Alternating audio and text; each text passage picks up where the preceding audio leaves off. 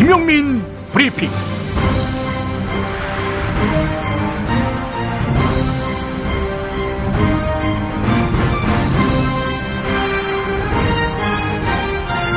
(2016년 12월의) 첫날입니다.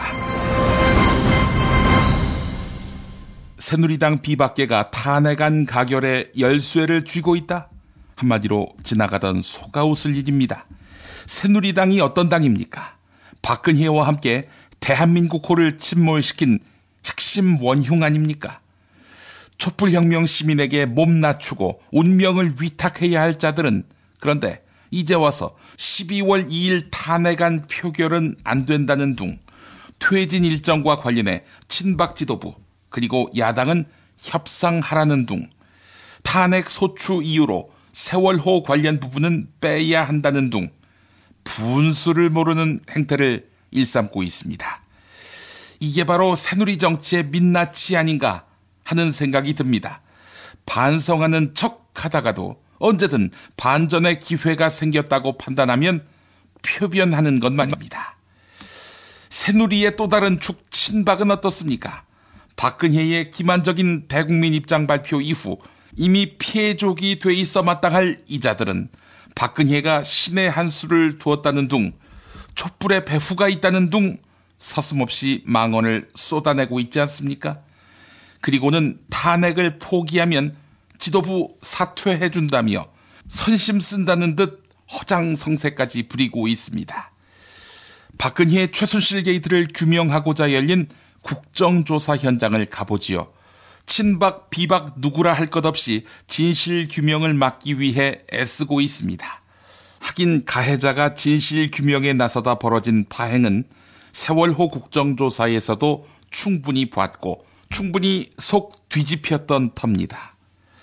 새누리당은 4.19 때 이승만이 자유당과 함께 몰락했듯 박근혜와 함께 청산돼야 합니다.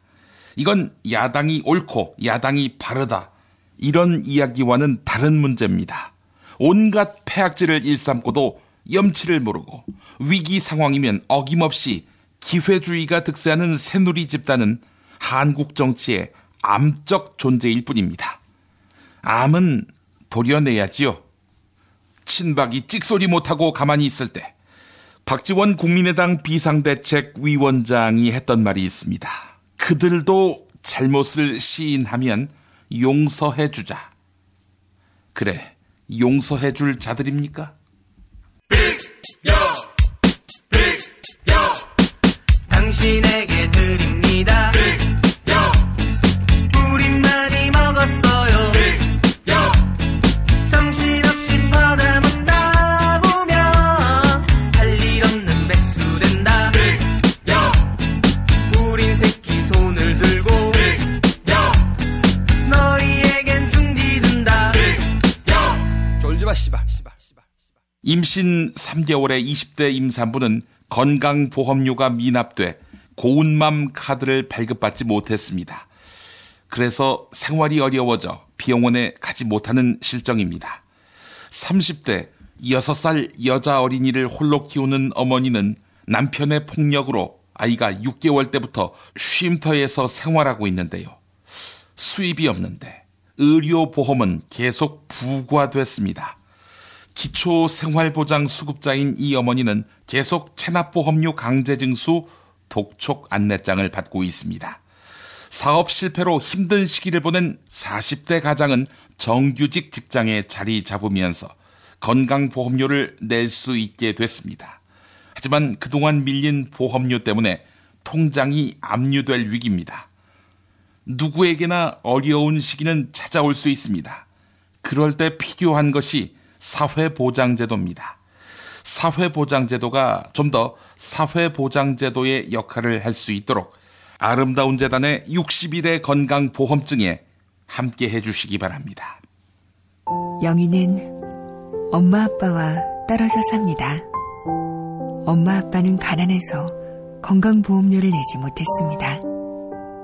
이제 그 보험료를 영희가 내야 합니다. 대한민국에서 10살 아이에게 체납액을 독촉하는 것은 합법입니다. 영희처럼 고통받는 사람들을 위해 60일의 건강보험증 캠페인에 참여해주세요. 당신의 참여가 제도를 바꾸는 시작입니다. 아름다운 재단. 야, 너 홍어 판다 그랬지? 팔지. 근데 홍어가 진짜 그렇게 몸에 좋아? 아이, 끝내준다니까. 우리 엄마 관절염인데? 홍어. 나 숙취는? 홍어. 마누라 다이어트는? 홍어. 큰이모 변비? 홍어. 작은 형 소화불량은? 홍어. 여동생 피부? 홍어. 큰 누나 주름? 홍어. 명절 때 선물은? 홍어라니까. 근데 비싸지? 열라 싸고 열라 맛있는 홍어가 있다니까. 어디? 알싸한 홍어. 네이버 검색창에 알싸한 홍어를 검색하시고 1599-6456.com 혹은 1599-6456 전화주문도 가능합니다. 하나 더, 알싸한 홍어는 진공포장 택배 배송 판매하며 직접 개발한 특제 소스를 서비스로 드립니다. 충남 금산의 넓은 인삼밭, 정성농장을 일군 농부아버지 이정열 씨. 자연은 노력한 만큼 내어준다. 그 자연의 마음을 알기에 정성농장을 더불어 일구는 아들 이성규 씨도 아버지에게 배운 것처럼 정직하고 또 성실하게. 정성농장 홍삼은 인삼 재배부터 가공 판매까지 모두 책임지고 있습니다. 그래서 대한민국 1등 품질을 자부합니다. 검색창에 정성농장 홍삼을 검색해주세요. 정성농장 홍삼. 전화문의는 010-9754-6972. 굶고 뛰고 땀 빼고 다 해봤다. 그래봐야 소용없었다. 다이어트는 결국 먹는 게 문제다. 다이어트 전문 쇼핑몰 비타샵에서 수십 가지 동결건조 채소 곡물에다 3가지 단백질, 거기에 효소와 비타민, 미네랄을 더해 만든 다이어트 전용 그린 스무디를 추천합니다. 다이어트 전용 그린 스무디, 이걸 어떻게 하는 거죠? 하루 2끼만 맛있고 든든한 비타샵 스무디로 바꿔 드시면 됩니다. 검색창에서 비타샵을 검색해주세요. 이제부터는 관록의 뉴스 해설가 김용민이 오늘 아침 조간신문을 훑어드립니다.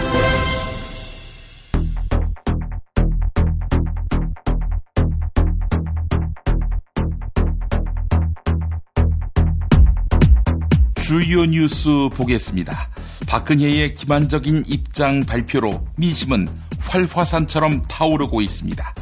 동아일보는 이번 토요일 사상 최대 촛불 집회를 예고하고 있다, 이렇게 전했습니다. 박근혜가 2월 또는 4월 말 퇴진을 생각하고 있는 것 같습니다. 주변 사람에게 그렇게 이야기했다고 하는군요. 서청원은 2월 퇴진이 낫다, 이렇게 말했다고 합니다.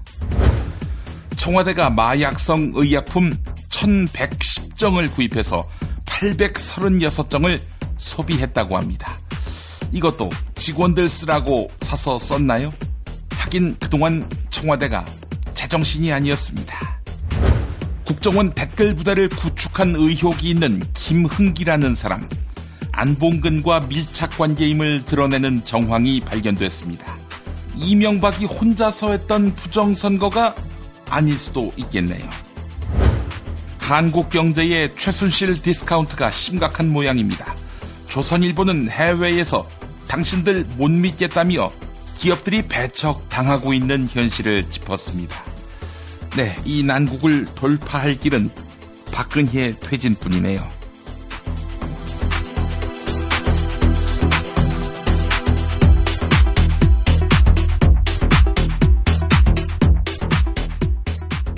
대통령 박근혜가 3차례에 걸쳐서 대국민 담화를 발표했지만 국민들의 실망과 분노의 강도는 갈수록 더해가고 있습니다. 이에 오는 토요일에 열리는 6차 촛불 집회는 사상 최대 규모에 이를 것으로 전망됩니다. 주말 촛불 집회를 이끄는 박근혜 정권 퇴진 비상국민행동은 사상 최대의 국민이 집결할 것이다, 이렇게 공언했습니다. 주최 측은 6차 촛불 집회의 구호를 박근혜 즉각 퇴진으로 바꿨습니다. 동아일보가 비중 있게 다루었습니다. 이어서 한국일보 보도입니다. 시민사회단체가 어제 하루를 시민불복종의 날로 정하고 대통령 박근혜의 즉각 퇴진 목소리를 높였습니다. 이에 일반 시민들도 1일 불복종 운동에 함께했는데요. 생업으로 바쁜 자영업자들도 가게 문을 닫고 불복종 운동에 동참했습니다. 또한 대학생들은 동맹 휴업을 하거나 1인 휴업을 하며 불복종 의지를 대신했습니다.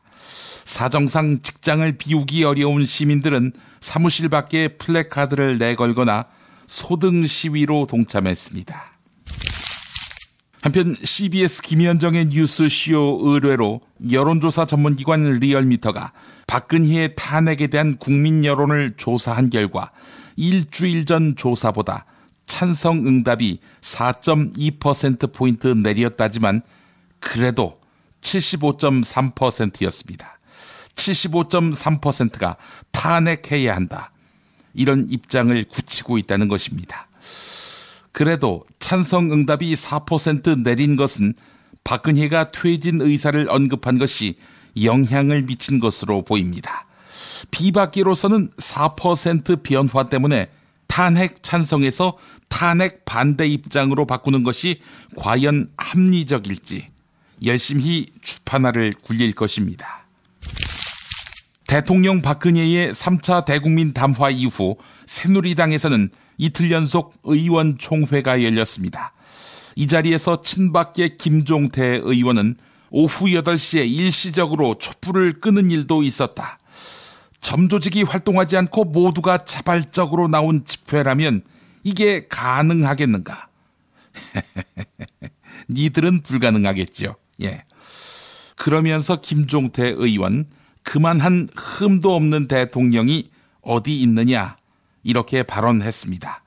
또한 친박계 의원들은 오보를 터뜨리는 언론 때문에 대통령 지지율이 5%까지 내려갔다. 이렇게 주장했습니다. 5%라니 4%지요. 자, 이 내용을 전하는 중앙일보의 기사 제목은 민심과 동떨어진 갈라파고스 친박들입니다. 박근혜의 최순실 게이트 뉴스를 지켜보다가 건강까지 해치게 되는 이른바 근혜증이 만성 질환으로 굳어지고 있습니다. 이런 내용을 국민일보가 전하고 있는데요. 박근혜는 1차부터 3차 담화 내내 자신의 결백을 되풀이하거나 검찰 조사를 받겠다던 입장을 뒤집는 등 국민을 자극했습니다. 전문가들은 박근혜의 최순실 게이트가 유발한 분노와 우울증이 점차 무기력과 자조로 변하고 있다. 이렇게 진단했습니다. 벌써 무기력과 자조로 변하면 누가 좋을까요? 박근혜만 좋은 거 아닙니까? 대통령 박근혜의 3차 대국민 담화를 관통하는 주제는 사심 없음이었습니다.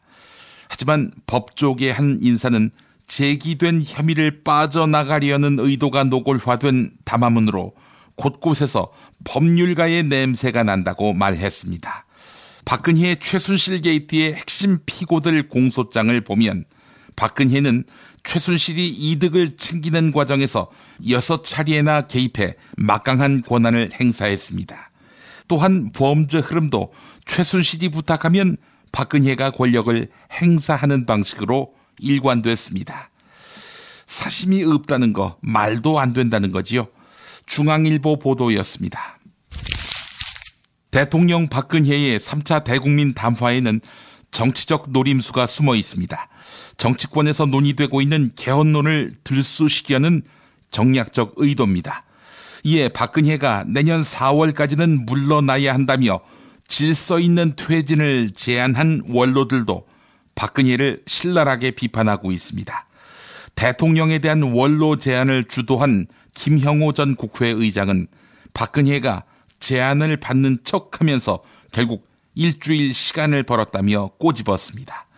김수환 전 국회의장은 아주 지능적이고 간교하고 교묘한 꼼수를 대통령이 써서야 되겠는가 이렇게 비판했습니다. 이분들 다 새누리당 출신이죠? 한겨레가 보도했습니다. 새누리당 비박계 국회의원 26명은 대통령 박근혜의 조기 퇴진에 대한 여야 협상이 이루어지지 않으면 오는 9일에 탄핵안을 처리해야 한다. 이렇게 밝혔습니다. 다만 이들이 모두 탄핵안에 찬성한다는 뜻은 아닙니다. 동아일보가 비상시국위원회 43명 가운데 31명에게 물어봤는데 탄핵에 찬성하겠다는 비박계 의원들은 14명에 그쳤습니다. 그렇다면 나머지는 다 반대로 돌아섰느냐? 그건 아닙니다. 2명만 탄핵 반대로 돌아섰습니다.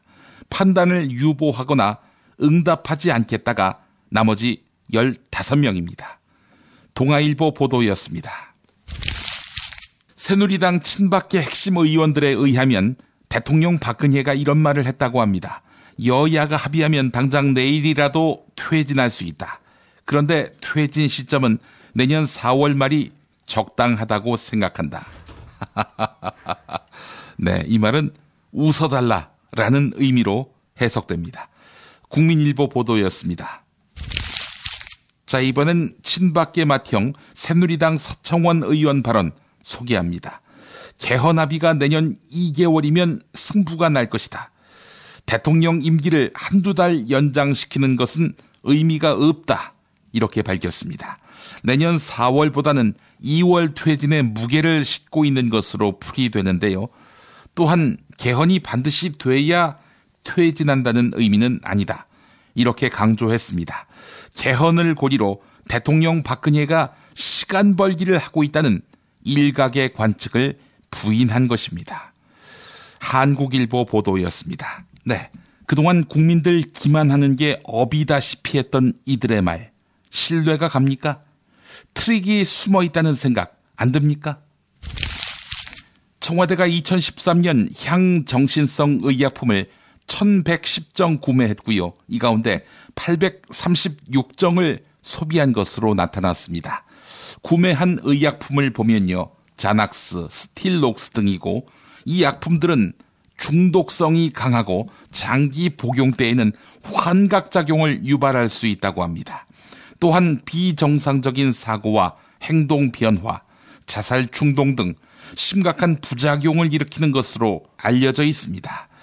마약 성분이라는 이야기입니다. 더불어민주당 김한정 의원이 국회 국정조사 특위에서 밝힌 말입니다. 국민일보가 전했습니다. 국가정보원 출신의 김흥기 전 카이스트 교수는 안봉근 전 청와대 비서관의 비호 아래 댓글 부대 구축 의혹을 받고 있습니다. 안봉근, 네, 문고리 권력 3인방 중 한 명이지요. 청와대는 그동안 안봉근과 김흥기는 일면식도 없는 사이라고 주장해왔습니다. 하지만 화보업체 사장 김모 씨는 검찰 조사에서 김흥기가 안봉근을 잘 안다며 자랑하고는 사업을 제안했다. 이렇게 진술했습니다. 또한 통화 내용과 업무 일지를 증거로 제출했습니다. 지난 11월 국내 증시에서 빠져나간 외국인 자금은 1조 756억에 이릅니다. 국내 기업들이 코리아 디스카운트 현상에 시달리고 있는 현상의 단면입니다. 현재 박근혜의 최순실 게이트로 기업 총수가 줄줄이 검찰에 소환되고 뇌물죄 적용 가능성마저 거론되고 있습니다. 이에 한국 기업이 해외 무대에서 불이익을 받을 것이라는 우려가 나오고 있습니다. 해외 투자자들 사이에서 한국 기업은 투자는 안 하고 권력층에 뒷돈을 주나 이러면서 묻는다는 것입니다. 이 문제가 수출 감소로 이어질까 걱정인데 만약 기업들이 한국에서 뇌물죄로 기소될 경우 미국은 해외 부패 방지법을 적용한다고 하는군요. 그래서 공공입찰을 제한당할 가능성이 있다는 것입니다. 조선일보 이 기사 속에 무엇이 녹아 있습니까? 기업은 봐주자. 이거 아닙니까? 제조업 가동률이 1997년 외환위기 이후 최저치로 떨어졌습니다. 백화점과 외식업종의 매출 역시 급감했습니다. 외환 보유액 등 경제 기초는 19년 전보다 튼튼하다고 하지만 가계와 기업 등이 체감하는 실물 경기는 이미 외환 위기 수준이라는 지적이 있습니다.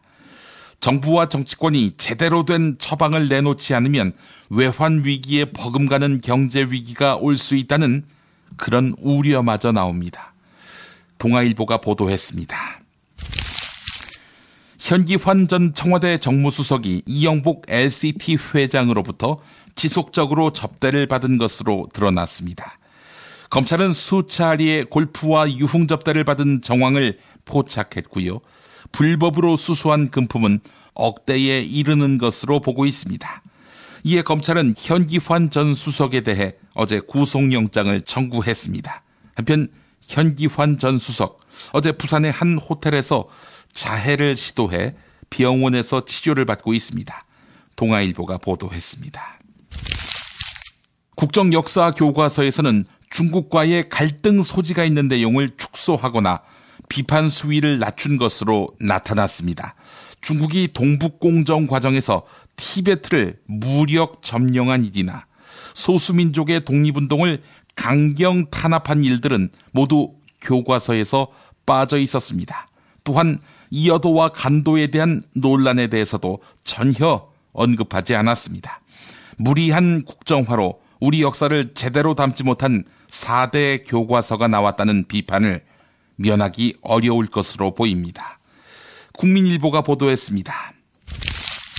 조선일보가 새누리당도 손을 뗀 국정역사교과서 지키기에 나섰습니다. 한국사립초중고법인협의회가 국정역사교과서를 학교에서 쓸 수 있도록 정부에 촉구한 것을 소개한 것입니다. 현장본이 공개되기 전부터 이미 국정화에 찬성 의사를 밝혀왔던 사람들이거든요. 네, 한국사립초중고법인협의회는 전국 1653개 초중고등학교를 운영하는 900개 법인 이사장들의 모임입니다. 사주나 친인척들이 각종 사학재단을 운영했거나 운영하는 조선일보. 네, 이 조선일보가 사학재단 이사장들의 의견을 일면에 소개했습니다. 역사 국정교과서가 공개 이틀 만에 300건 이상의 오류가 발견되며 졸속으로 만들어졌다는 비판이 고조되고 있습니다. 고등고교 한국사는 안중근 의사의 미완성 논저인 동양평화론을 자서전이라고 설명했습니다. 또한 임시정부 출범 때 노동국 총판이었던 도산 안창호 선생의 직책을 내무총장으로 잘못 표기했습니다. 한국일보 보도였습니다. 네, 이런 종이 쓰레기를 학교 현장에서 배우게 하자는 이사장님들, 제정신입니까? 미국 장사랑! 구렁이똥 이뻤다. 장이 살아야 내 몸이 산다. 배변 활동에 도움을 주는 건강기능식품입니다. 미궁 장사랑. 지금 검색창에 미궁 장사랑을 검색하세요. 정권교체를 함께 염원하는 판촉물 쇼핑몰 네피알. 기념품, 답례품, 기왕이면 네피알로 인터넷 검색창에 입력하시거나 032-519-4800으로 전화하세요. 카카오톡 아이디는 네피알.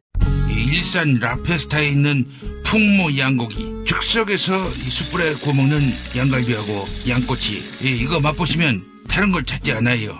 못하니 시방 빨리 예약들 안 하고 031-902-9292. 수아비스랩닷컴에서 12월 15일 베이비 전용 제품을 출시합니다. 수아비스 화장품 홈페이지를 방문해서 베이비 제품 체험단 참여 이벤트를 클릭해주세요. 민감성, 아토피성 피부에도 효과적인 수아비스 베이비 제품을 보내드립니다.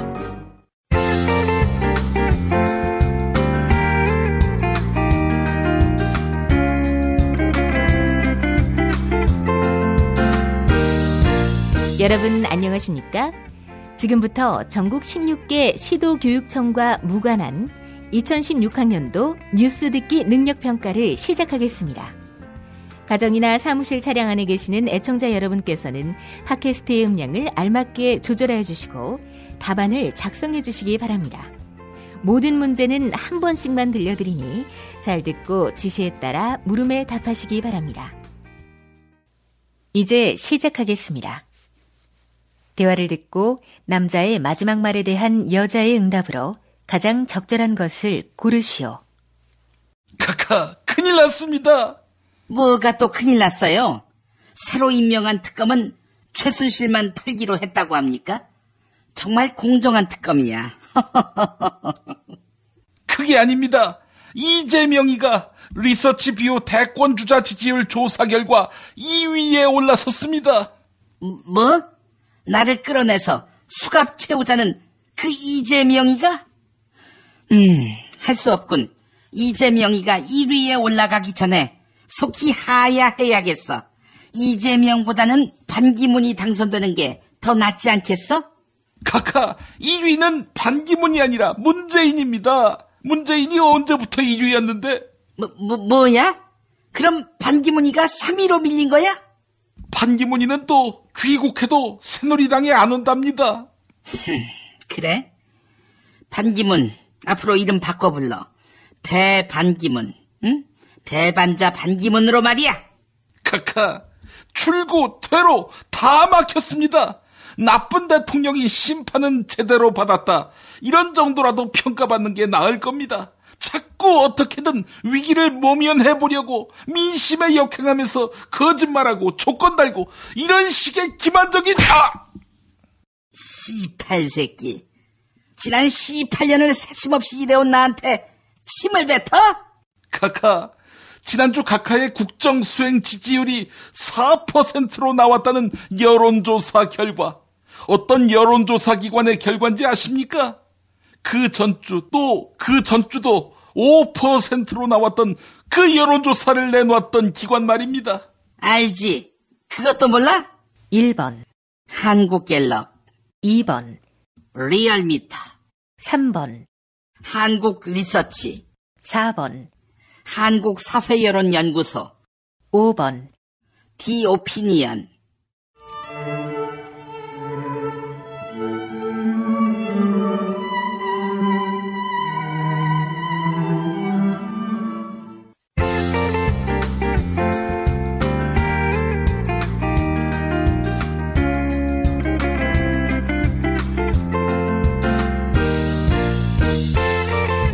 수고하셨습니다. 수험생 여러분은 팟빵 게시판에 정답과 이메일 주소, 사연을 남겨주시기 바랍니다. 당첨자는 다음 정규방송일 2부 마무리 부분에 발표합니다. 이상으로 전국 16개 시도교육청과 무관한 뉴스 듣기 능력평가를 모두 마칩니다.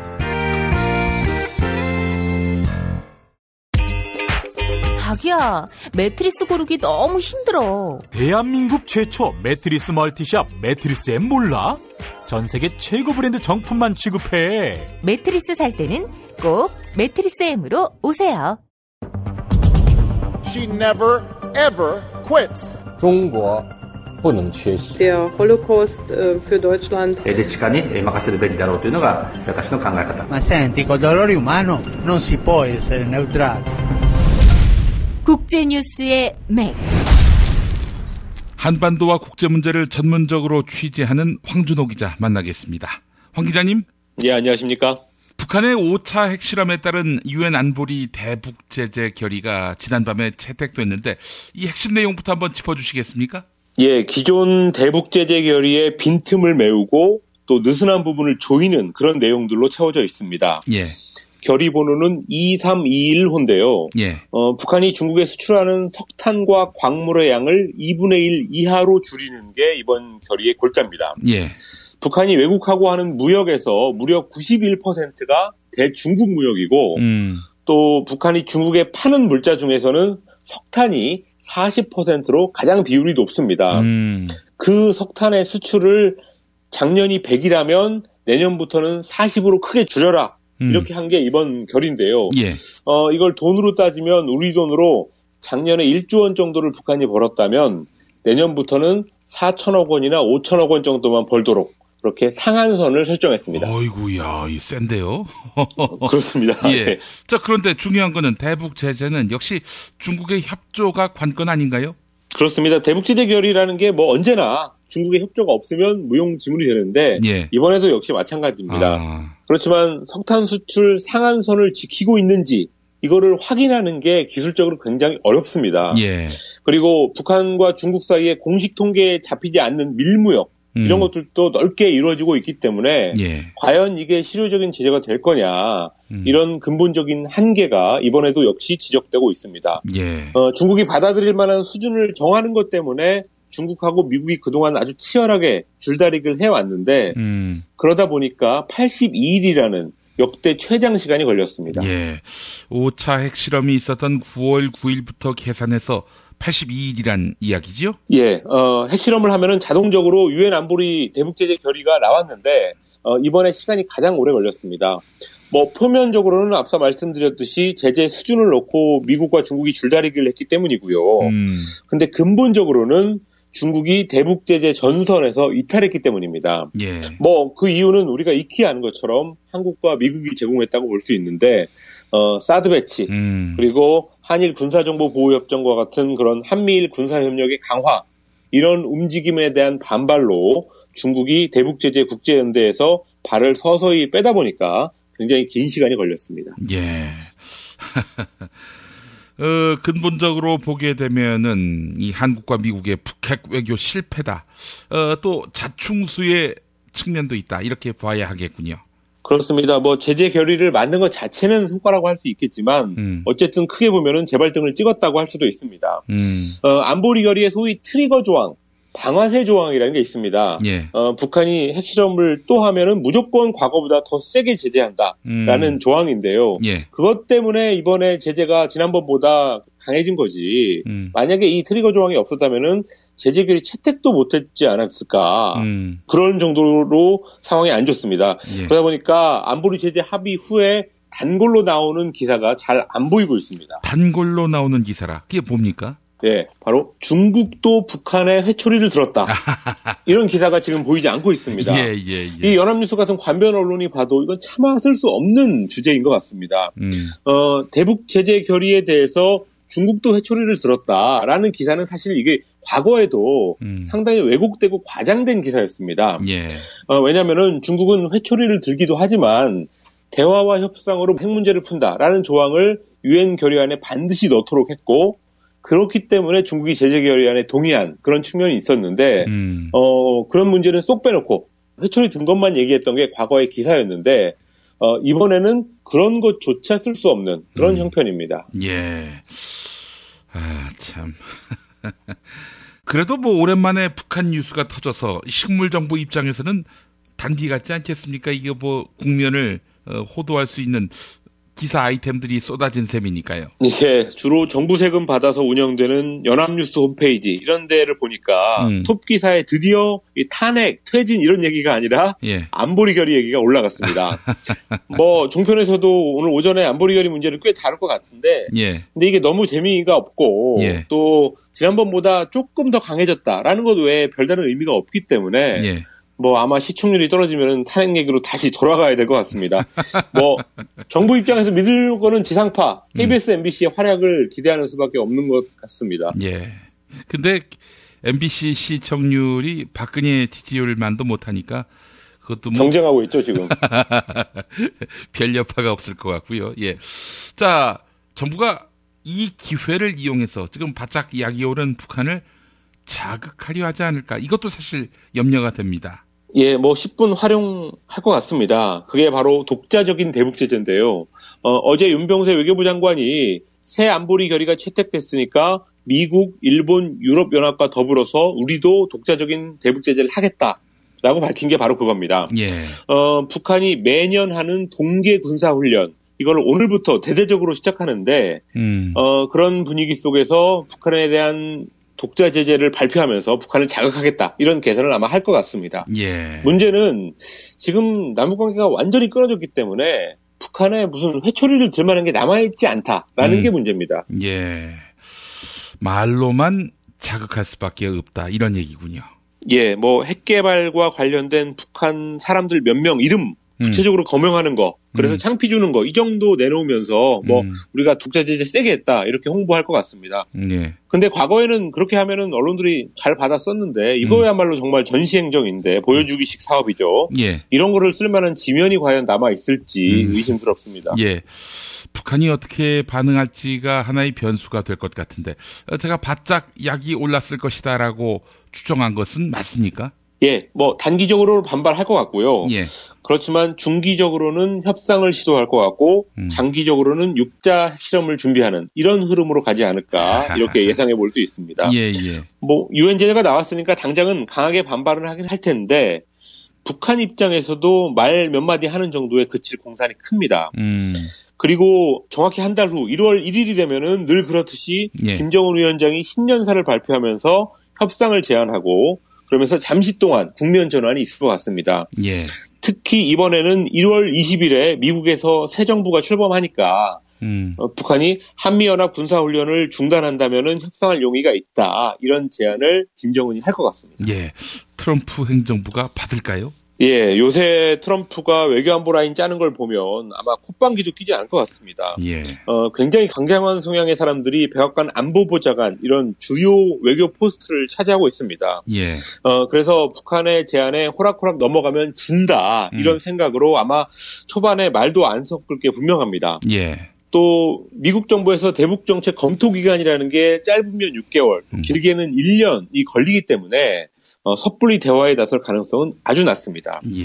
그렇다면 북한은 다시 6차 핵실험이라는 카드를 만질 수밖에 없지 않나 이렇게 예상할 수 있습니다.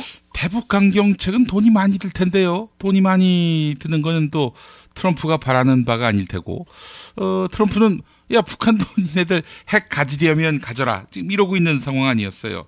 그렇습니다. 예, 근데 뭐 적대적 무시 정책이라고 부시 정부 때 했던 건데 예. 특별히 어떤 조치를 취하지 않고 그냥 무시해버리는 이런 정책을 한 6개월에서 1년 정도 하지 않을까 이렇게 하고 나서 말씀하신 뭐 핵을 가져라면 가져라든지 아니면은 협상을 해보자든지 그런 쪽으로 가지 않을까 이렇게 예상해 볼 수 있습니다. 당분간은 이제 북미 대화가 경색 국면이 될 것이다. 뭐 경색 국면이면서 탐색 국면일 가능성이 높다 이 말씀이시군요. 그렇습니다. 예. 자 그렇다면은 이런 그 고질적인 그런 대북 강경책 이로 인한 여러 가지 그 비용의 소모 이 악순환의 고리를 끊는 것은 한국의 새 정부가 해야 될 역할이다 이렇게 봐야 되겠군요. 예, 미국이 강하게 나가고 북한이 핵실험으로 응수하는 그런 악순환 속으로 한반도가 또다시 빨려 들어가지 않기 위해서라도 빨리 박근혜 정부가 끝나고 대선이 치러져가지고 정권이 바뀌어야 됩니다. 예. 그래서 트럼프 정부와 북한을 동시에 설득하는 딜메이커 역할을 한국이 해야지 겨우 이 실마리가 잡힐까 말까 하는 그런 상황입니다. 그 어느 때보다도 사실 한반도 특히 남한의 그 역할 이것이 소중하게 다가옵니다. 예. 자, 안보리 결의에 대한 외신과 전문가들의 평가 어떻게 지금 파악됩니까? 대동소이하다고 볼 수 있습니다. 제재 강도가 강해졌고 또 중국의 이행 의지가 향후 관건이다. 이런 평가 외에 특별한 얘기가 나오지 않고 있습니다. 예. 제가 눈에 들어오는 거는 노르웨이 오슬로 대학의 박노자 교수가 오늘 새벽에 페이스북에 쓴 글인데요. 13년 전에 이라크 침공 같은 미국의 중대 범죄에 대해서는 아무 말도 못했던 유엔 안보리가 핵을 통한 방어를 추구하는 북한의 행동에는 유죄라고 판정하는 것. 이게 과연 국제법상의 정의냐 이런 의문을 제기했습니다. 아주 합리적인 의문인데요. 근본적인 문제를 건드리는 평가군요. 자, 그래도 이번 기회에 이런 기회에 짚어봐야 할 문제가 아닌가 이런 생각이 드는데요. 그렇습니다. 힘의 논리가 지배하는 국제사회에서 이런 현실이 쉽게 바뀔 수는 없겠죠. 그렇지만 안보리 결의가 나온 계제에 이런 모순점이 있다라는 것을 짚고 넘어갈 필요가 있습니다. 예. 박노자 교수는 유엔은 제국주의 열강의 완구에 불과하다 이런 평가를 썼고요. 예. 또 어렵게 사는 동포들의 자금줄을 말린다고 기뻐하는 남한 정부와 언론들의 태도 이런 걸 가지고는 통일은 고사하고 평화공존이라도 할 수 있겠냐 이런 문제도 함께 지적을 했습니다. 예. 제재한다고 해가지고 뭐 김정은 정권이 아파할 리가 없고 결국은 북한 주민들만 피해를 보게 되는 그런 상황을 지적한 겁니다. 예, 알겠습니다. 황준호 기자님 말씀 잘 들었습니다. 예, 감사합니다. 야, 딴지마켓 좀 봐봐. 이담채 김치 게시판 지금 보고 있어? 왜요? 뭐가 문제 있나요? 야, 어떻게 하나같이 맛있다, 예술이다, 감탄했다, 물건이다, 또 재주문했다 이런 글만 올라올 수 있지? 이거 공작의 냄새가 나지 않아? 아무래도 그런 것 같아. 이담채 김치 게시판에 작전 세력이 개입한 거 아닐까요? 그럴 리가요. 이담채 김치는 맛있는 김치 말고는 따로 자랑할 게 없습니다. 드셔보시고 판단하세요. 포털 사이트에서 이담채 김치 주문 전화는 1544-4586 1544-4586 그리하여 이 가을 나는 새싹 땅콩차를 마십니다. 그리하여 나는 마음이 놓입니다. 그리하야 새로운 세상을 만납니다. 그리하야 새싹당 공차. 새싹당 공차 어느덧 여러 곳에서 판매합니다. 하지만 진정한 새싹당 공차는 전창걸닷컴에서 구매하시죠. 전화문의 070-8635-1288 070-8635-1288. 공화국 참치논평 구이동 대양 참치를 맛보지 못한 국민 여러분은 진정한 참치 맛을 보기 위한 강도 높은 중대 조치를 취하실 계획을 표명하시고 곧장 구이동으로 달려오시기 바란다. 참치에 대한 체질적인 거부감과 적개심을 노골적으로 드러내는 분도 구이동 대양 참치에 오시면 추호도 용납할 수 없는 포악무도한 폭식 행위를 자행할 것이다. 구이동 대양 참치. 월요일 참치데이 이벤트, 화요일 참치머리 서비스로 함께합니다. 주차장 걱정 마시고요. 대중교통은 서울 지하철 2호선 구의역 2번 출구에서 5분 거리입니다. 대양 참치 구의점 02-455-8087. 하루 두 차례 대한민국과 지구촌의 오늘을 정직하게 비춰드립니다. 권력이 진실을 압도하는 세상.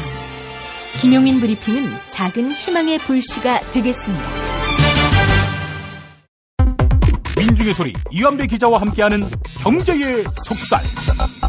이완배 기자 만나겠습니다. 이완배 기자님. 네, 안녕하십니까. 예, 박근혜 최순실 게이트 국회 국정조사 특위가 발동됐는데, 전에 말씀하셨잖아요. 이 총수님들 국회에 불려나가는 거는 뭐 진짜 대기업들한테는 테러에 가까운 일이다. 그렇죠. 예. 네. 아주 뭐 난리가 났습니다. 이게 이제 6일로 예정이 돼 있어요. 12월 6일인데요. 예. 최순실 국정농단 사태 국회 국정조사 청문회. 여기에 지금 5명 재벌 총수들이 불려나가게 됩니다. 이재용 삼성전자 부회장, 정몽구 현대차그룹 회장, 최태원 SK 회장, 구본모 LG 회장, 신동빈 롯데 회장, 김승연 한화 회장, 조양호 한진 회장, 허창수 GS 회장, 그리고 이제 송경식 CJ그룹 회장인데, 여기서 그 총수라고 불리기 어려운 존재는 한 명, 손경식 CJ그룹 회장이죠. 이분은 이재현 회장이 지금 병석이라니까요. 대신 나오는 건데, 사실 뭐 송경식 회장은 그렇다고 또 전문 경영이라고도 하기 어렵죠. 이재현 회장의 외삼촌이니까요. 그래서 줄줄이 재벌 총수 9명이 지금 불려나갑니다. 근데 우선 제가 이 뉴스를 보면서 굉장히 낯이 뜨거웠던 거는요. 언론들의 보도 태도입니다. 그러니까 지금 우리 언론들이 심지어 박근혜한테도 나를 세우고 있지 않습니까? 거침없이 권력의 심장부를 향해서, 물론 이제 대세가 기운 다음에 벌어진 기회주의적인 행동 중에 하나지만요. 그런데 이 재벌들에 대해서는 정말 일관된 태도를 보여요. 광고랑 연결이 돼 있으니까요. 대형 언론사들도 뭐 마찬가지인데, 특히 이 경영이 좀 어려운 중소 언론사들의 보도 태도를 보면 예, 제목을 읽기가 민망할 정도입니다. 우선 뭐 대형 언론사들은 그나마 조금 세련돼 있어요. 어디 한번 읽어보면은요. MBN 보도는 국정조사 내일 시작, 재개, 기업 망신 주기, 호통 청문회 우려. 예, 뭐 걱정이 된다는 거죠. 한국경제 제목입니다. 힘 자랑하는 최순실 청문회, 기업인 마구 불러 망신줄 작정했나. 예. 문화일보 보도입니다. 기업 총수 망신주기 청문회, 국가 경제에 악영향 줄 우려. 매일경제 보도입니다. 기업 일방 매도 도 넘었다, 재개 청문회 준비에 올인. 이렇게 돼 있습니다. 예. 근데 이건 이나마 나은 거예요. 이나마. 아니 뭐 이 정도만 해도 좆가고 있다라고 표현하지 않을 수가 없을 것 같은데요. 예. 네. 근데 이제 그다음부터는 훨씬 더 뭔가를 더 까야 되겠다는 기분이 들 정도의 보도들이 나옵니다. 예. 지금부터 불러드리는 언론사들은 아마 이름을 거의 못 들어보신 매체들일 텐데, 이런 매체들은 이럴 때 되게 그 찬스라고 생각을 하죠. 예, 그래서 열심히 그 총수들을 옹호하는 기사를 쓰고 광고를 받던지 하는 경우가 많을 것 같다는 게 제 생각입니다. 한번 읽어보겠습니다. 예. 글로벌 이코노믹, 한국 경제 누가 챙기나, 또 총수 부르는 국회.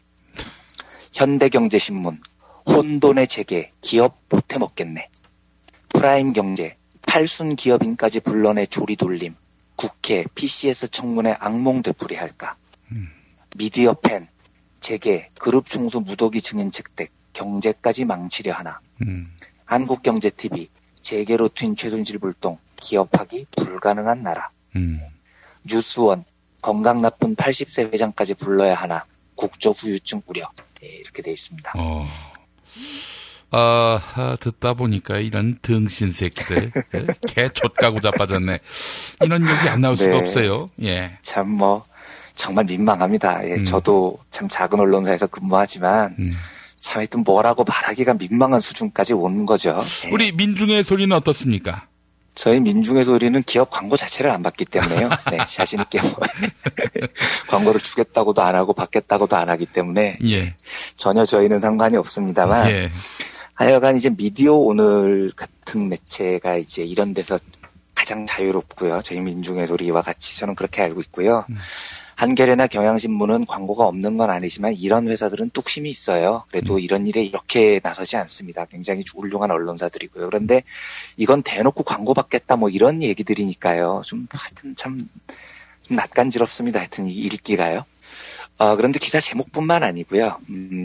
언론 플레이도 굉장히 대단합니다. 재벌들이요. 지금 제일 많이 나오는 그 떡밥이 나라 경제 망친다는 떡밥 이외에 고령과 건강 떡밥이 많이 나옵니다. 그러니까 특히 이제 정몽구 회장이 79이잖아요. 그래서 매우 위중한 팔순 노인까지 부르느냐 이거예요. 그래서 한국경제신문 보도를 보니까 제목이 국회에 총수 불려가는 그룹 초비상, 현대차, 구급차까지 대기 이렇게 기사가 나왔습니다. 그래서 저는 이 구급차 대기 이걸 보고 아니 누가 보면 청문회에서 곤장 치는 줄 알겠다 자식들아 저는 이런 생각이 들더라고요. 예. 근데 이제 그 현대차 기사를 보면 만일의 상황에 대비해서 국회 내에 또는 주변에 전문 의료진과 구급차를 대기시킨대요. 그리고 여의도 인근 대형 병원과 연락 체계까지 갖춘답니다. 그래서 긴급 이송 체계도 마련했다고 해요. 예, 뭐 고령이시니까 그렇게 할 수 있습니다. 근데 뭐 사실 제가 듣기로는 정몽구 회장은 요즘도 헬기 타고 현장 돌아다니면서 안부들 쪼고 있다는 게 제가 듣는 이야기인데 뭐 아직도 저 조인트 갑니까? 예, 뭐 조인트까지는 몰라도 하여튼 그 정몽구 회장 헬기 떴다고 하면 예. 현장에서 정말로 바짝 쫀다고 그러고요. 양재동 사옥에서 헬기가 떠나가면 예. 본사가 평온해진답니다. 헬기 소리가 나면 직원들이 마음을 푹 놓는다는 그런 소문이 있죠. 이거 뭐 정몽구 회장께서 승천하시고 어디인가에는 또 강림하시고 그러면 또 그 양반이 있는 곳마다 노동자들의 희비가 엇갈리겠군요. 네, 그렇죠. 막 희비가 정말로 엇갈리는 겁니다. 그래서 그 본사에 있는 직원들은 그 헬기 소리가 날 때 가장 행복하다는 거고요. 예. 하여튼 그런 분인데 지금 고령이시라서 뭐 구급차까지 대기시키고 여의도 병원 긴급 후송체까지 마련한다니까 저는 그렇게까지 건강이 안 나쁘다고 보지만 나이가 많으시니 건강 대비하는 건 좋습니다. 제가 그걸 뭐라고 그러는 게 아니고요. 그걸 조용히 해야죠, 조용히. 예, 그 노구를 이끌고 경영하시는 분의 건강을 잘 보살펴주는 걸 조용히 해야지. 사람 건강을 저렇게 언론 플레이 대상으로 삼는 게 코미디 같은 겁니다. 예. 그리고 그걸 또 언론은 개거품을 물고 받아서 적고 있고요. 하여튼 제가 이 보도 행태를 보면서 한국 사회가 참 정말 갈 길이 멀구나 이런 생각이 들었습니다. 예. 청문회 때문에 기업들이 진짜 난리라고 해요. 뉴스를 보면은요. 뭐 긴급회의 열고요. 태스크포스가 꾸려졌답니다. 그래서 몇몇 기업들 얘기를 들어보면 대응 방법이 다 비슷하답니다. 법무팀에서 예상 질문지 다 만들죠. 그리고 답변 내용하고 수위 다 정해서 암기시키고요. 그 다음에 이제 직원들이 막 나가는 겁니다. 그래서 국회의원들하고 뭐 의원실에 계속 질문을 하는 거예요. 제발 질문 내용이 뭔지 미리 가르쳐 주세요. 뭐 어떤 의혹을 중점적으로 파느냐. 이 일들을 지금 핵심 멤버들이 다 하고 있는 겁니다. 그리고 눈치 작전도 치열하다고 해요. 그래서 그 그룹들 사이에서는 이런 얘기가 나오는데 제발 우리를 삼성 다음으로 좀 해달라. 이런 그 민원들이 많답니다. 왜냐하면 어쨌든 지금 의혹이 삼성이 제일 많거든요. 승마협회도 있고 국민연금 합병도 있고 그러니까 이제 국회의원들이 삼성에 집중할 거란 말이죠. 근데 삼성 다음 순서가 되면 아무래도 삼성에서 시간을 많이 끌었으니까 자기들한테는 이제 질의하는 시간도 좀 줄어들고요. 그 의원들도 이제 체력도 좀 빠지시고요. 삼성이 훨씬 나쁜 거니까 비교되면 우리가 좀 나을 수도 있고요. 그래서 삼성 뒷자리 차지하기 지금 긴급 쟁탈전이 벌어졌다는 얘기도 들립니다. 또 이런 보도 내용도 있습니다. 그러니까 알맹이 없는 호통 청문회 될까봐 두렵다. 별 밝혀지는 것 없이 국회의원들이 막 재벌 총수들 호통만 치는가봐 걱정된다는 그 우려 섞인 보도를 내놓는데요. 예. 이것도 말도 안 되는 소리죠. 그러니까 물론 국회의원들 중에 영웅심 있는 사람들도 있습니다. 뭐 큰 소리 치면서 이렇게 자기 폼 잡는 사람도 있는데 제가 경험해본 청문회로는요. 왜 호통이 되냐면 답변을 계속 모르쇠로 일관하니까 호통이 되는 거예요. 그렇죠. 진정성도 없고요. 무조건 잡아떼니까 이쪽에서도 말하다 보니 열받아서 호통이 나오는 거거든요. 예. 그러니까 이제 답변을 성실하게 할 생각을 해야죠, 재벌들이요. 근데 그럴 생각은 조금 더 없는 것 같고요.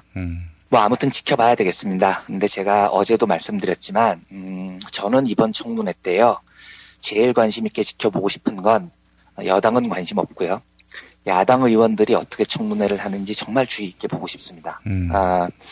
사실 저는 이번 청문회를 통해서 개인적으로는 많은 것이 밝혀지리라고는 생각하지 않아요. 그런데 다만 제가 말씀드렸듯이 또 김영민 PD님께서 처음 이야기를 해주셨듯이 청문회라는 제도는 한국 재벌을 개혁하는 데 굉장히 중요한 수단입니다.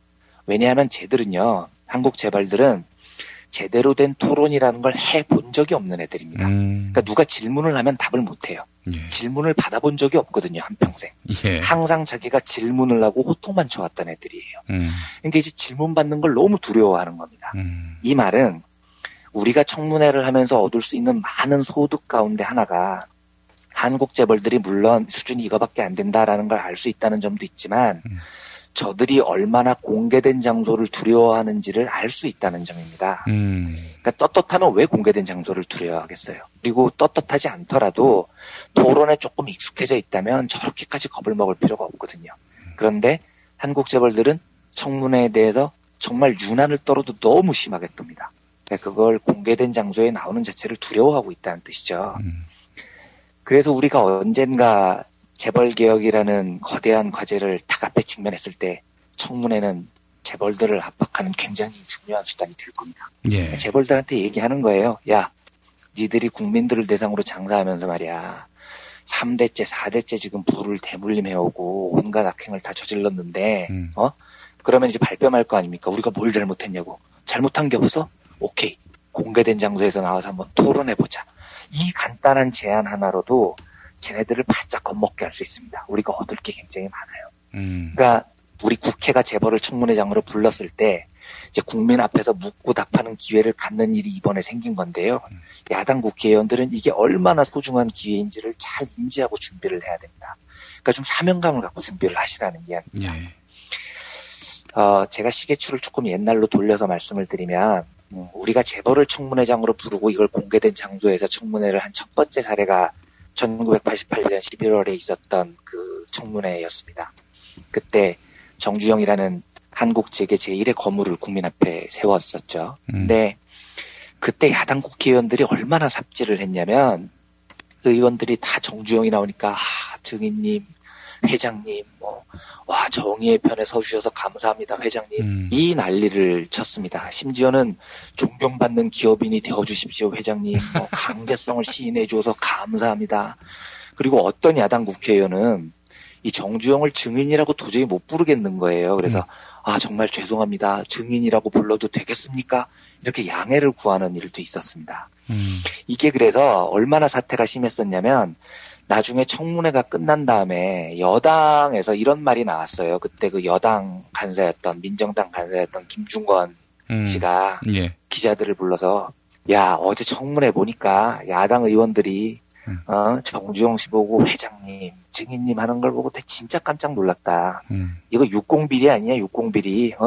현대가 로비를 세게 했다는데 그 정세영 당시 회장을 앞세워서 야당 의원들한테 자동차 줬다는 소문도 있더라. 이렇게 역공을 취할 정도가 됐습니다. 그러니까 우리 야당 수준이 당시 그랬었던 거죠. 심지어 나중에 밝혀진 보도를 보면 야당 국회의원들이 이렇게 얘기를 해요. 갑자기 원내 총무가 청문회 직전에 불러서 정주영 회장 신문할 때는 언어 선택에 신중을 기해달라. 이렇게 진짜 얘기를 했고, 예. 그리고 또 다른 야당 의원도 그렇게 얘기를 합니다. 총재가 나를 부르더라. 회장을 너무 몰아세우지 말라고. 이런 일이 있었습니다, 실제로요. 그 야당 의원들이 삽질을 하고 있을 때 유일하게 당시에 정주영이라는 거물에 맞서서 당당하게 질문을 했던 사람이 정말로 앳된 얼굴의 노무현 초선 의원이었습니다. 그렇죠. 저는 근데 그때 국회 속기로 이렇게 남아있는 그 노무현 의원의 발언을 제가 예전에 그 재벌 흑역사 책을 쓰면서 다 봤는데 정말 대단하더라고요. 대단한데 그 대단한 발언들 중에서 제일 첫 번째 발언이 아직도 잊혀지지가 않아요. 어떻게 얘기를 하냐면 노무현 의원은 너무 이 기회가 소중한 겁니다. 그 첫 발언을 제가 일단 그대로 읽어보겠습니다. 본 의원이 증인에게 맞서서 대등한 관계에서 질문을 드릴 수 있는 기회는 흔하지 않습니다. 사회적 영향력에 있어서 본 의원은 증인의 100분의 1도 따라가지 못하는 것이 현실입니다. 저는 지금 비애를 느끼면서 이 질문을 하고 있습니다. 많은 노동자들의 피눈물을 지켜보면서 함께 가슴이 녹아내리는 느낌으로 질문을 하고 있습니다. 이렇게 질문을 시작합니다. 이게 무슨 말이냐면 1987년도 노동자 대투쟁 이후에 현대그룹에서 노조를 결성 시도가 계속 있었었는데 이 1988년에는 현대그룹의 노동 탄압이 진짜 극에 달했을 때였습니다. 그러니까 진짜로 구사대가 노조의 식칼을 들고 들어가서 막 휘두르고요. 노조가 그 연수하고 있는데 치고 들어가가지고 구사대들이 노조원들을 막 몽둥이로 두들겨 패면서 복창에 이 새끼들아 우리 아버지는 김일성이다 이 얘기해 막 이런 식으로 두들겨 팼었을 때예요. 그런데 노무현 변호사는 경상남도 지역에서 인권 변호사를 하던 사람 아닙니다. 그러니까 그 사실을 잘 알고 있었던 거죠. 너무나 이 사실이 참혹했다는 걸요. 현대 노동자들의 현실을요. 그런데 아무리 인권 변호사라도 정주영한테 대들 기회가 없는 거예요. 항의도 못했던 겁니다. 심지어 국회의원이 돼도 정주영은 못 만나는 거예요. 성형처럼. 그런데 청문회 때 정주영이 증인으로 나오니까 초선 의원 노무현이 얼마나 그 기회가 소중했겠습니까? 그러니까 얘기를 하는 거예요. 나는 지금 비애를 느끼면서 질문을 하고 있습니다. 많은 노동자들의 피눈물을 지켜보면서 함께 가슴이 녹아내리는 느낌으로 질문을 하고 있습니다. 이렇게 사자후를 토하는 겁니다. 이건 정말 진심이 확 녹아내려 있는 거죠. 제가 이번 청문회 때 그 야당 의원들께 부탁하고 싶은 건 이겁니다. 주제가 이게 아니라서 이런 얘기를 꼭 하라는 게 아니지만요. 야당 의원들이요. 이재용이 앞에 증인석에 섰다. 그러면 제일 먼저 수백일째 삼성전자 서초동 사옥 밖에서 노숙농성을 하고 계시는 반올림 노동자들을 먼저 생각해 보십시오. 그 수백 명 목숨을 잃은 그 노동자들의 목숨을 생각하고 사명을 가지고 질문하시라는 이야기입니다. 정몽구가 청문회 정서에 나오면 역시 5년이 넘게 투쟁하고 계시는 유성기업 노동자들 그리고 올해 봄에 목숨을 잃으신 한강호 열사의 모습을 보고 사명감을 가지십시오. 그 유성기업 노동자들 두개골이 말 그대로 상등분이 난 그 사진이 있습니다. 그 사진을 한 번이라도 보고 가십시오. 그래서 사명감을 가지고 정몽구를 대하시기 바랍니다. 저는 그 1988년 초선 의원 노무현이 비애를 느끼면서 질문을 하고 있습니다라고 이야기를 할 때 그 피토하는 연설이 6일부터 시작되는 청문회에서도 한국 야당 의원들에게 다시 볼 수 있었으면 좋겠습니다. 근데 여기서도 만약에 촛불 200만 민심을 본 상태에서도 야당 의원들이 재벌들 앞에서 빌빌거리면 그건 정말 역사에 큰 죄를 짓는 겁니다. 언론이 아무리 설레발을 쳐도 언론이 아무리 재벌들을 보호하려고 해도 야당 의원들만은 민심을 믿고요. 또 이 청문회 역사 속에 쌓아왔던 노무현 의원과 그 마음들을 받아 안아서 정말 당당하게 내용적으로 어떤 결론이 나거든요. 한국 재벌들을 개혁하고 올바른 토론의 장으로 끌어내고 그리고 제대로 된 당당한 국회의원의 모습으로서 민의를 대표해서 맞서고 하는 모습을 부디 보여주기를 원합니다. 그래서 이번 청문회 때는 어떤 내용보다도 한국 야당 의원들만큼은 재벌들과 그를 옹호하는 언론에 얽매이지 않고 국민들의 편에 서서 당당하고 용맹스럽게 청문회를 하는 모습을 보고 싶다는 말씀을 꼭 전해드리고 싶어서 이 뉴스를 먼저 골라봤습니다. 예, 알겠습니다. 참 재벌 회장 앞에 서면 왜 이렇게 작아지는지 정치인들. 예, 참 답답합니다. 이러니 뭐 권력이 시장에게 넘어갔다 이 말도 나오는 거고요. 네, 네. 국민들이 거는 기대가 큰 만큼 네, 재벌 회장들 나왔을 때 대등하게 그리고 확실하게 또 이 시대 약자들의 입장에 감정이입해서 제대로 된 추궁을 해주기를 바라는 마음이고요. 예, 이렇게 해서 그 재벌들한테 이거 참 인생을 개판으로 살면 안 되겠구나. 이런 또 교훈을 심어주는 것만으로도 그게 애국입니다. 그게 애국이에요. 예, 그렇습니다. 알겠습니다. 자, 다음 이야기 또 해보겠습니다. 국정조사는 이렇고요. 특검이 이제 출범하게 됐습니다. 박영수 전 검사를 특검으로 세웠는데 박영수 특검도 재벌을 상대해야 되는 거지요. 그렇죠. 네. 저는 사실 이분을 전혀 몰라요. 그러니까 과거에 그 SK 사건 때 최태원 회장을 구속했고 또 정몽구 현대차 비자금 사건 때 정몽구 회장을 구속했고 그래서 별명이 재벌의 저승사자 뭐 그런 별명이 있다고 하죠. 그런데 제가 사실 그 시절에는 검사의 면면을 살피는 그 취재 부서에 있질 않아서 그분이 어떤 분인지는 잘 모르겠습니다. 아마 이거는 저희 김프로나 김태규 기자님께서 훨씬 더 자세히 설명을 해주실 수 있을 것 같은데요. 특검 출범 당연히 뭐 이제 삼성을 필두로 한 재벌들 수사가 포함이 될 텐데 기대 반, 우려 반 이런 게 있습니다. 그 이야기를 잠깐 드릴까 합니다. 예. 그런데 잠깐 그 특검 이야기를 하기 전에 어제 있었던 해프닝을 하나 소개를 해보면은요. 예. 제가 여러 번 말씀을 드렸지만 그 국민연금공단이 작년에 삼성물산 제일모직 합병 찬성을 했는데 이게 굉장히 의혹이 많다. 최순실 박근혜와 연결이 돼 있다. 이런 의혹들이 지금 충만하지 않습니까? 예. 근데 이제 검찰이 국민연금공단을 지난달 초에 압수수색을 했고요. 그래서 직원들 휴대전화도 다 제출을 받았거든요. 근데 어제 무슨 일이 있었냐면 그 국회에서 그 박근혜 게이트 국정조사 특별위원회 첫 기간 보고가 있었는데 국민연금공단 기금운용본부의 유상현 실장하고요. 신승현 리스크관리팀장 이 두 사람이 증인으로 나왔습니다.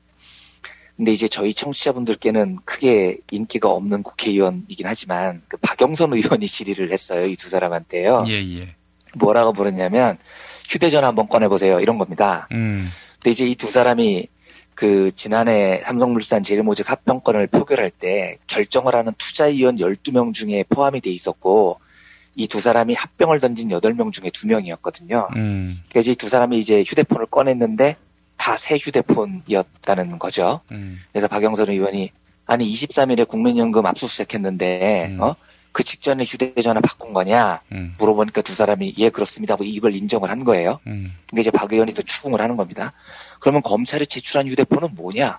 새 걸 제출했냐? 옛날 휴대폰을 제출을 했냐? 이렇게 물어봤어요. 예. 그러니까 이게 무슨 말이냐면 당연히 검찰에 제출해야 되는 휴대폰은 작년 5월, 7월 그때 그러니까 국민연금이 삼성물산 제일모직 합병 당시에 썼던 휴대폰을 제출해야 되는 겁니다. 그래야 그때 무슨 일이 있었는지를 수사할 수 있는 거죠. 예.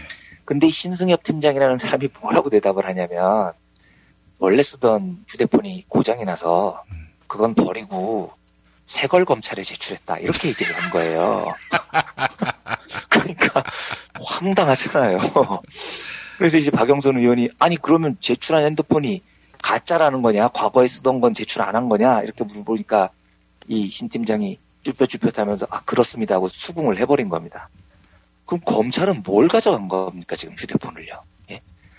최근에 교체한 새 휴대폰 가져가서 뭐 하겠다는 거예요? 검찰이 황당한 압수수색을 한 거죠. 그래서 박영선 의원이 물어봤습니다. 그럼 고장난 휴대폰을 어떻게 했냐고. 그랬더니 이 사람이 집에 있는 쓰레기통에 버렸다는 거예요. 아니 요즘 사람이 휴대폰을 쓰레기통에 버리는 사람이 어디 있습니까? 그러니까 박영선 의원도 그렇게 따졌죠. 아니 사람들이 사용하던 휴대폰을 쓰레기통에 왜 버리냐고. 지금 사태가 이렇게 심각한데 이렇게 물어봤더니 이 사람은 그냥 고장이 나서 그랬어요. 이렇게 말끝에서 흐려버렸다는 겁니다. 이게 하나의 해프닝이지만요. 증거를 인멸했다는 거죠. 조직적으로요. 그리고 검찰의 압수수색이 얼마나 개판이었는지가 지금 드러난 겁니다. 예. 나 휴대폰 압수수색했어 이것만 밝히고 사실은 아무것도 안 들어있는 깡통을 지금 들고 간 거죠. 예전에 우병우 압수수색할 때도 검찰이 한참 늑장 부려가지고 결국은 깡통 휴대폰 들고 갔지 않습니까? 그러니까 저는 이 검찰 수사를요 요즘은 뭐 조금 압박의 강도가 높아졌다고 하는데 모르겠습니다. 저는 못 믿겠어요. 제가 역사적으로 재벌에 관련된 그 수사가 끼었을 때 검찰 수사를 보면 늘 이랬거든요. 늘. 박영수 특검이 임명됐는데 저는 뭐 사실 특검에 대해서도 얘기를 해보면은요. 역사적으로 재벌 쪽 수사와 관련해서도 특검이 뭘 제대로 한 적이 없습니다. 2008년 그 삼성 비자금 사건 때도 조준웅 특별검사가 수사를 했는데 이때도 결국은 이건희를 불구속 기소를 합니다. 그런데 그때 황당했던 건 발표를 하는데 불구속 기소 사유가 이래요. 이건희의 범죄는 무거운 중죄다. 이걸 인정을 합니다. 특별검사가요. 그런데 왜 불구속이냐? 다 지난 일인데 지금의 잣대로 판결할 수가 없다. 그리고 이건희가 저지른 배임과 탈세는 개인적 탐욕에서 비롯된 게 아니다. 여기서 제가 깨더라고요. 아니 그게 개인적 탐욕이 아니면 뭐야 도대체. 그리고 맨 마지막 이겁니다. 일반인들과 똑같이 평등하게 법을 적용해서는 안 된다. 이게 특검의 결론이었습니다. 이게 지금 이해가 되십니까? 특별검사가 이건희의 범죄가 무거운 중죄인데 지난 일이어서 지금 잣대로 판결할 수 없고 개인적 탐욕이 아니고 게다가 재계 총수니까 일반인들과 똑같이 평등하게 법을 적용해서는 안 된다라는 게 특검 입에서 나오는 게 말이 되는 소리냐는 거죠. 그때 이건희 불구속 기소한 것뿐만 아니라 이학수, 김인주, 유석열, 최강의 비리 핵심 인물 10명 전부 다 불구속 기소였습니다. 그리고 결국은 이듬해 이 불구속 기소조차도 2009년에 재판을 해서 배임, 조세포탈죄로 징역 3년인데 집행유예 5년 그리고 벌금 1,100억 원으로 감옥에 안 갔거든요. 그거 있은 다음에 딱 4개월 뒤에 이명박이 이건희 딱 한 명만 사면하는 황당한 원포인트 1인 사면을 합니다. 그게 명분이 이건희가 IOC 위원인데 사면이 돼야 평창 동계올림픽 유치에 유리하다 이런 말도 안 되는 이유였죠. 당시에 그것 때문에 특검 발표하고 시민단체가 진짜 난리가 났습니다. 그나마 시민단체들은 특검은 다르겠지 하고 기대를 했는데 황당한 삼성편 결론이 나오니까요. 참여연대가 이렇게 발표를 했습니다. 상식적으로도 모순되고 의도적으로도 봐주기를 했을 뿐이다. 경실련은 법과 원칙을 다 저버렸다. 면죄부 수사 결과를 받아들일 수 없다. 경제개혁연대는 도저히 승복할 수 없는 특검의 삼성 봐주기 결론이다. 이렇게 반발했습니다. 하지만 결론은 뒤바뀌지 않았습니다. 제가 그때 기억이 생생합니다. 조준웅 특별검사가 나와서 발표를 하는데 하도 발표 내용을 듣다 보니까 한심하고 열이 받아서 제가 유일하게 기억이 나는 건 그 조준웅 검사가 당시에 에버랜드를 에벌랜드라고 잘못 발음한 거 그거 하나만 뚜렷하게 기억이 납니다. 역사에 큰 죄를 짓고 발음을 잘못한 것만 지금 기억에 남는 거죠. 예, 저승사자라는 별명, 박영수 특별검사요. 네. 저승사자라는 별명을 가진 분을 특별검사로 뽑았는데 이분조차도 재계에 짓눌린 듯한 수사가 된다면 진짜 한국 법조계에는 더 기대하기 어려워지겠죠. 예. 근데 어쨌든 저는 이번에는 기대 반을 합니다. 민심 때문입니다. 제가 기대를 하는 건요. 그러니까 박영수라는 검사의 강직함을 믿어서가 아니고요. 제가 그분을 전혀 모르기 때문에요. 제가 이번에 기대 반을 하는 건 뭐냐면 제가 법을 잘 몰라서 하는 헛소리일 수도 있지만 저는 특검의 수사조차도요. 법조조차도요. 민심의 강도를 절대로 외면할 수 없을 거라고 저는 믿습니다. 그러니까 국민들이 강하게 박근혜와 재벌개혁을 외치면 그 고리를 끊자고 주장을 하면요. 특검도 결국은 저승사자라는 별명답게 재벌을 강도 높게 수사를 할 수 있을 거라고 봐요. 민심이 백업이 되는 한에는요. 그래서 박영수 개인의 문제가 아니라 이 민심을 등에 업고 이번에는 기대를 한번 해봅니다. 역사적으로는 아무튼 단 한 번도 검찰이건 특검이건 삼성을 위시로 한 이 재벌들에 대해서 제대로 된 단죄를 받아본 적이 없죠. 근데 이번에는 민심의 분위기가 다르기 때문에 부디 박영수 특별검사에 대해서 기대하고 응원하겠습니다. 그리고 제대로 된 수사 결과를 가지고 한국 재벌들이 더 이상 나쁜 짓을 못하도록 경종을 울리는 훌륭한 특검 수사를 만들어 주시기를 응원하는 마음입니다. 예. 일단 시작하니까요. 시작부터 절망하면 안 되잖아요. 예, 좀 더 지켜보고 나서 평가를 해야 될 거라고 보는데 여간 그 어깨에 너무나 큰 짐이 무거운 짐이죠. 네. 이런 것들을 짊어지고 이 정의로운 진실 규명에 길목에서 의연하게 걸어가 주기를 바라는 마음 가져봅니다. 예. 자, 이완배 기자님 말씀 잘 들었습니다. 네, 감사합니다. 여러분 안녕하세요. 민중의 소리 아나운서 정혜림입니다. 이 어묵한 여왕님 치하에서 다들 잘 견디고 계시죠? 오늘도 종편의 주옥 같은 헛소리에 혼이 정상인 듯 정상 아닌 비정상 같은 여왕님의 우주 타령에 고구마 100개쯤 한꺼번에 삼킨 듯 답답한 마음에 죄 없는 가슴팍만 두들겨대고 계세요. 이젠 시원한 사이다 같은 민중의 소리와 함께하세요. 잘 키운 진보 언론 열종편 안 부럽습니다. 한 달 10,000원 소액 CMS 후원으로 민중의 소리에 큰 힘이 되어주세요. 1661-0451 1661-0451 전화 기다릴게요.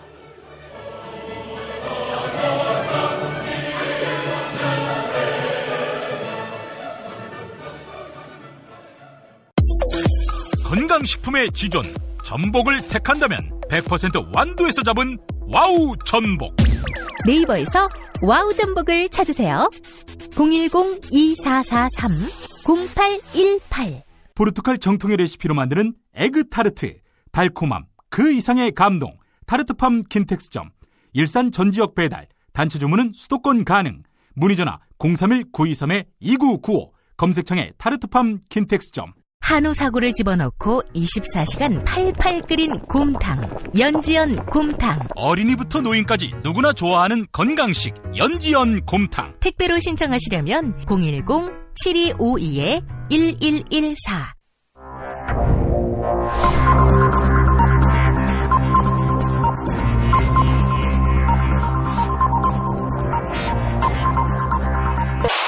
공화국 논평.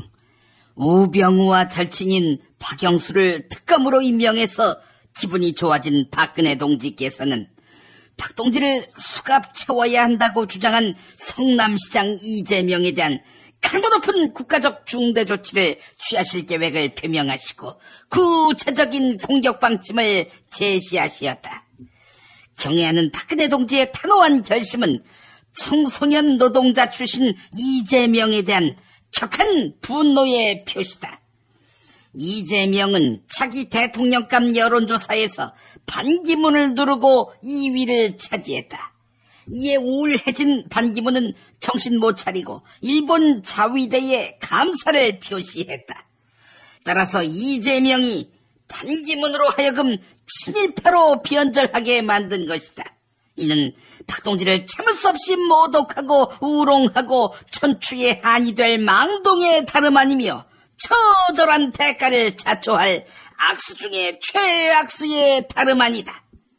또한 이재명은 박근혜 동지가 청와대에서 나오는 순간 수갑을 채워야 한다, 이렇게 주장했다. 하지만 지금 박동지의 측근들은 하나같이 수갑을 차고 있다. 그런데 작은 옷매무새에도 민감한 박동지에게 흔하디 흔한 수갑을 채우려는 것은 박근혜 동지에 대한 체질적인 거부감과 적개심을 노골적으로 드러내는 것으로서 추호도 용납 못할 포악무도한 도발 행위에 다름 아니다. 따라서 이재명은 박근혜 동지를 특별히 포승줄로 포박해야 할 것이다. 기왕이면 패션을 고려해 오방색끈으로 해야 할 것이다. 이제라도 이재명은 박근혜 동지를 찾아가 참회의 눈물을 흘리며 박동지의 탄핵에 찬성했다가 친박 엄마 부대에게 혼쭐이 난 나경원 꼴만은 나지 않게 해달라고 이 말을 땅에 찍고 반성해야 할 것이다. 아울러 이정현이 박근혜 동지가 탄핵당하면 손에 창을 지지겠다고 공언했다. 인권 변호사 출신이자 민변 출신인 이재명은 이정현의 인권을 위해서라도 박동지의 탄핵을 적극 막아야 할 것이다. 만약 거절할 시에는 박근혜 동지의 치솟는 분노와 경천 동지의 탄압의 불벼락을 피할 수 없게 될 것이다. 김용민 브리핑이 선정한 오늘의 칼럼은 부산일보 이진원 교열부장의 청와대의 국어 실력입니다. 대통령은 관저 집무실 및 경내에서 당일 30여 차례의 보고와 지시를 내렸다. 청와대가 홈페이지에 올린 이 문장은 명백하게 잘못이다. 오보 괴담 바로잡기에 세월호 당일 대통령은 어디서 무엇을 했는가 꼭지 첫 문장인데 주술 관계가 어긋나 있는 것이다. 지시는 내려야 하겠지만 보고는 대통령이 받아야 한다. 한데 당일 30여 차례의 보고도 내리고 지시도 내렸다니 혹시 그 보고 최순실에게 한 것인가? 여기까지입니다. 혹시 거짓말도 다급하게 해명하다 보니 문장이 엉망이 된 것은 아닐까요? 네, 진실만한 권위, 진실만한 위기 타개책은 없습니다. 1부 마칩니다. 김용민 브리핑과 함께한 시간 어떠셨어요? 다음 시간에도 보다 바르고 알차며 즐거운 정보로 여러분을 찾아가겠습니다. 팟캐스트 포털 팟빵에서 다운로드하기, 구독하기, 별점 주기, 댓글 달기로 응원해주세요. 잊지 마세요. 다운로드하기, 구독하기, 별점 주기, 댓글 달기.